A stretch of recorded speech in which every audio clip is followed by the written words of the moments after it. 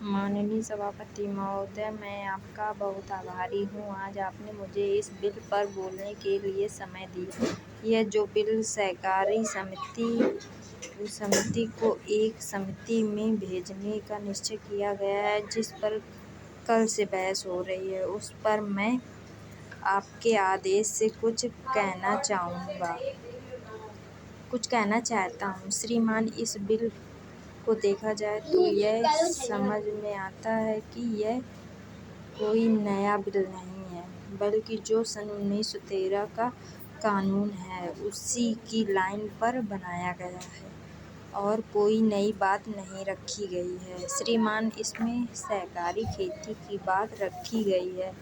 अगर यह कहा जाए कि यह कोई नई बात नहीं है तो गलत नहीं होगा। जहाँ तक सहकारी खेती का संबंध है तो उसकी तरफ जनता और विशेषकर किसानों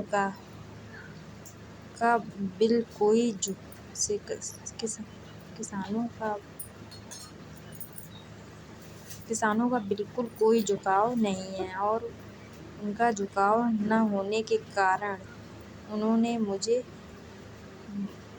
उस समय तक नहीं अपनाया जितना कि सरकार को आशा थी। श्रीमान, आपको मालूम है कि नागपुर कांग्रेस में यह प्रस्ताव पास हुआ है कि सहकारी खेती कराई जाए।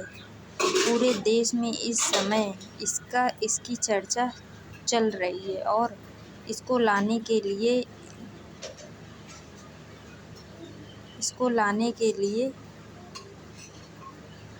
नहीं मालूम इसकी कितनी रखी गई है। यह कहा गया है कि इसके अंदर कोई जोड़ नहीं है। अभी एक माननीय सदस्य कह रहे थे कि राजनीतिक पार्टी के लिए यहाँ पर सहकारिता के संबंध में कुछ कहते हैं और बार किसानों से कुछ और ही कहते हैं। वह किसी से यह भी कहते हैं कि हमारी ज़मीन छीनी जाएगी।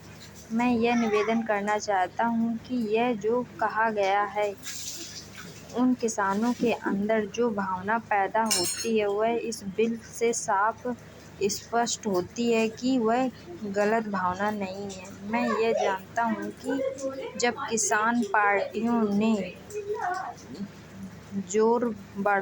पार्टी का जोर बढ़ा और किसानों की आवाज़ ऊंची हुई तो सरकार ने और हमारे नेताओं ने यह कहना शुरू कर दिया कि हम सहकारी खेती को किसानों के ऊपर लादना नहीं चाहते, बल्कि यह तो किसानों की इच्छा पर है।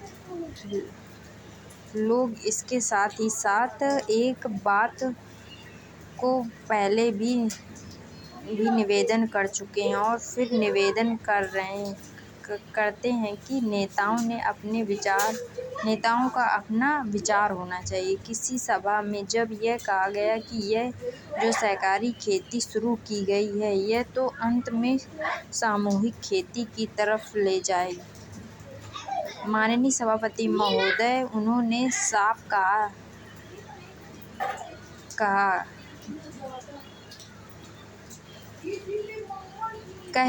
कह दिया कि अगर सामूहिक खेती होती है तो इसमें भी मुझे कोई आपत्ति नहीं है। मैं यह कहना चाहता हूँ कि इस बिल को देखने से यह साफ स्पष्ट होता है कि सहकारी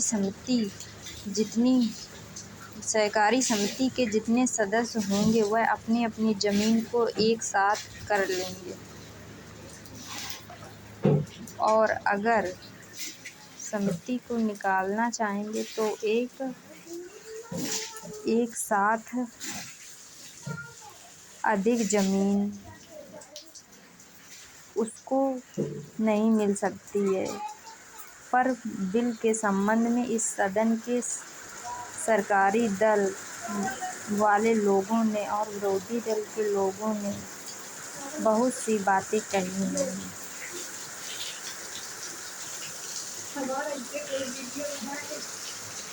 जैसा कि यह बिल है,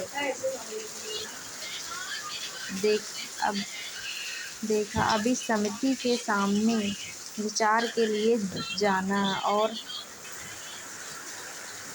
और वहाँ से विचार होने के बाद यह इस सदन के सामने फिर से विचार के लिए पास किया जाएगा। जब माननीय सदस्य को पूरी तरह से यह अधिकार होगा कि जहाँ तक इसमें दिए गई बात का समय है उसमें परिवर्तन ले सकते हैं या उसको हटा सकते हैं। कल से जो बात हो रही है वह सब नोट की गई है और मैंने बहुत सी बातों को सुना है। इस समिति में उन सब बातों पर विचार किया जाएगा।